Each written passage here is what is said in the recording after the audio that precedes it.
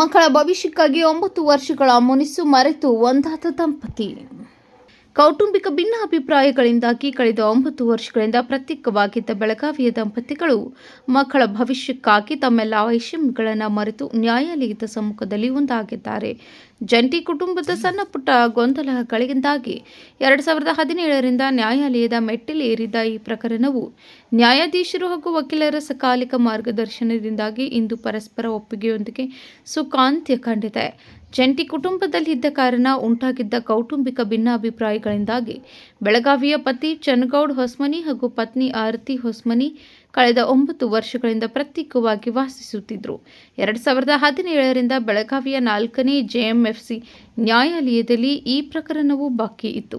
ಆದರೆ ಇಂದು ಮೊದಲನೆಯ ಹೆಚ್ಚುವರಿ ನ್ಯಾಯಾಲಯದ ನ್ಯಾಯಾಧೀಶರಾದ ಸುಭಾಷ್ ಸಂಕದ್, 4ನೇ JMFC ನ್ಯಾಯಾಲಯದ ನ್ಯಾಯಾಧೀಶರಾದ ಗೌರಮ್ಮ ಪಾಟೀಲ್, 2ನೇ JMFC ನ್ಯಾಯಾಲಯದ ನ್ಯಾಯಾಧೀಶರಾದ ಗಂಗಾಧರ್ ಕೆ ಹಾಗೂ ಜಿಲ್ಲಾ ಕಾನೂನು ಸೇವಾ ಪ್ರಾಧಿಕಾರದ ಕಾರ್ಯದರ್ಶಿಗಳಾದ ನ್ಯಾಯಾಧೀಶ KN ಶಿವಕುಮಾರ್ ಅವರ ಸುದೀರ್ಘ ಮಾರ್ಗದರ್ಶನದಲ್ಲಿ ಈ ಮಹತ್ವದ ರಾಜಿ ಸಂಧಾನ ನಡೆದಿದ್ದು, ದಂಪತಿಗಳು ಸಹ ಖುಷಿಯಿಂದ ಹಾರ ಬದಲಾಯಿಸಿಕೊಂಡು ಒಟ್ಟಿಗೆ ಬಾಳಲು ನಿರ್ಧರಿಸಿದ್ದಾರೆ.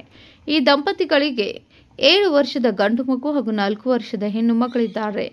ಗಂಡ ಹೆಂಡತಿಯ ಜಗಳದಿಂದ ಮಕ್ಕಳ ಮನಸ್ಸಿನ ಮೇಲೆ ಮತ್ತು ಅವರ ಭವಿಷ್ಯದ ಮೇಲೆ ತೀವ್ರ ಕೆಟ್ಟ ಪರಿಣಾಮ ಬೀರುತ್ತಿದೆ ಎಂಬುದನ್ನು ಅರಿತ ಹೆತ್ತವರು ಮಕ್ಕಳ ಉಜ್ವಲ ಭವಿಷ್ಯಕ್ಕಾಗಿ ತಮ್ಮ ಹಳೆಯ ಭಿನ್ನಾಭಿಪ್ರಾಯಗಳನ್ನು ಸಂಪೂರ್ಣವಾಗಿ ಮರೆತು ಒಂದಾಗಲು ಒಪ್ಪಿಕೊಂಡಿದ್ದಾರೆ. ಇನ್ನು ಈ ಸುದೀರ್ಘ ಕಾನೂನು ಹೋರಾಟದಲ್ಲಿ ಪ್ರತಿವಾದಿ ಪರ ವಕೀಲರಾದ ಮಂಜುನಾಥ್ ಯಲಬುರ್ಗಿ ಅವರು ದಂಪತಿಗಳನ್ನು ಒಂದು ಮಾಡುವಲ್ಲಿ ಮತ್ತು ರಾಜಿ ಸಂಧಾನ ಪ್ರಕ್ರಿಯೆಯನ್ನು ಯಶಸ್ವಿಗೊಳಿಸುವಲ್ಲಿ ಅತ್ಯಂತ ಪ್ರಮುಖ ಪಾತ್ರ ವಹಿಸಿದರು. ಇವತ್ತು ಕೌಟುಂಬಿಕ ಕಲಹ ಪ್ರಕರಣ 2017ರಿಂದ ಪೆಂಡಿಂಗ್ ಇತ್ತು. ಪರಸ್ಪರ ಒಪ್ಪಿಕೊಂಡು ತಮ್ಮ ವೈವಾಹಿಕ ಜೀವನ ಮುಂದುವರಿಸಲು ನ್ಯಾಯಾಲಯದ ಸಮ್ಮುಖ ಒಪ್ಪಿಕೊಂಡು ಅವರು ಜೀವನ ಮಾಡಲಿಕ್ಕೆ ಒಪ್ಪಿಕೊಂಡಿದ್ದಾರೆ. 9 ವರ್ಷಗಳ ಪೆಂಡಿಂಗ್ ವಿವಾದಕ್ಕೆ ಇಂದು ಪರಸ್ಪರ ಒಪ್ಪಿಗೆಯಿಂದ ನ್ಯಾಯಾಲಯದ ಮುಂದೆ ತೆರೆ ಬಂತು. ಈಗ ಇಬ್ಬರು ಗಂಡ ಹೆಂಡತಿಯಾಗಿ ಸುಖಿ ಜೀವನ ನಡೆಸ್ಕೊಂಡು ಹೋಗ್ತೇವಂತೇಳಿ ಒಪ್ಕೊಂಡಿದ್ದಾರೆ. 2 ಜನ ಮಕ್ಕಳಿದ್ದಾರೆ. ಮಕ್ಕಳು ಮೈನರ್ ಇದ್ದಾರೆ. ಒಂದು 7 ವರ್ಷದ ಗಂಡು ಮಗು, 4 ವರ್ಷದ ಹೆಣ್ಣು ಮಗು. ಆ ಮಕ್ಕಳ ಭವಿಷ್ಯ ಕುರಿತಾಗಿ ಅವರು ಕಾನ್ಸಂಟ್ರೇಷನ್ ಮಾಡಿ ಒಳ್ಳೆ ಜೀವನ ಮಾಡ್ತೇವೆ ಅಂತ ಹೇಳಿ ತಾವು ಇವತ್ತು ಪ್ರಕರಣಕ್ಕೆ ಇತಿಶ್ರೀ ಹಾಡಿದ್ದಾರೆ. ಚನ್ನಗೌಡ ಹೊಸಮನಿ, ಆರತಿ ಹೊಸಮನಿ, ಇಲ್ಲಿ ಬೆಳಗಾವಿ. ಈಗ ವೈವಾಹಿಕ ಕುಟುಂಬದಲ್ಲಿ ಜಾಯಿಂಟ್ ಫ್ಯಾಮಿಲಿ ಇದರಿಂದ ಕುಟುಂಬದಲ್ಲಿ ಡಿಸ್ಪ್ಯೂಟ್ ಉಂಟುವಾಗಿ ಇವರು ವೈವಾಹಿಕ ಜೀವನದಿಂದ ಹೊರಗಿದ್ರು. ಇಬ್ಬರು ಸಪ್ರೇಟ್ ಆಗಿದ್ದರು. ಈ ನ್ಯಾಯಾಲಯದ ಮುಖಾಂತರ ಈಗ ಪುನಃ ಮುಂದಿನ ಜೀವನ ಒಗ್ಗಟ್ಟಾಗಿ ನಡೆಸಲು ಒಪ್ಕೊಂಡು ಖುಷಿಯಿಂದ ಮನೆಯಲ್ಲಿ ಇರಲಿಕ್ಕೆ ಒಪ್ಕೊಂಡಿದ್ದಾರೆ.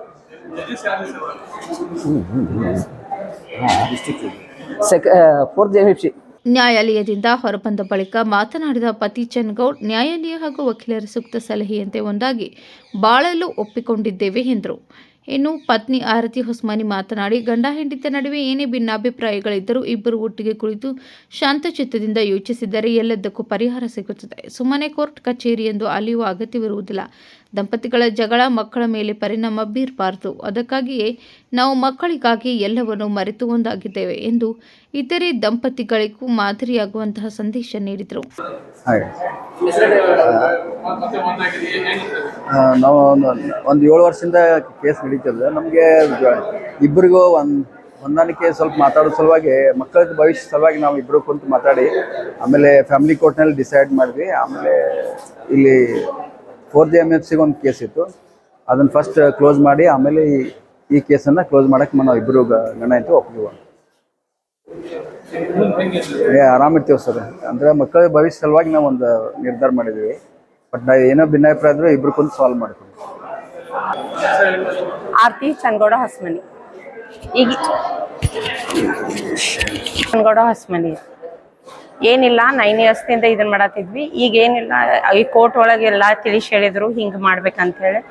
ಈಗ ಇಬ್ರು ಕೂಡ ಚಂದಂಗೆ ಮಕ್ಕಳ ಸಂಬಂಧ ತ್ಯಾಗ ಮಾಡಿ ಇಬ್ರು ಕೂಡ ಜೀವನ ಎಷ್ಟು ಅಮೌಂಟ್ ಬರ್ತೈತಲ್ಲ ಅದಿಬ್ಬರದು ಶೇರ್ ಮಾಡ್ಕೊಂಡು ಜೀವನ ಚಲೋತಾಗಿ ನಡ್ಸತ್.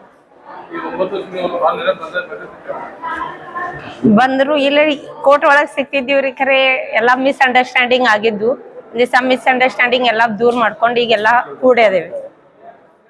ವಿಚಾರ ಮಾಡಿ ಫಸ್ಟ್ ಎಲ್ಲಾರು ಕೂಡಿ ಕುಂತ್ ವಿಚಾರ ಮಾಡ್ಬೇಕು. ಸುಮ್ಮ ಅತ್ತಾಗಿತ್ತಾಗ ಹೋಗುದಂತರೂ ಚಲೋ ಅಲ್ಲ.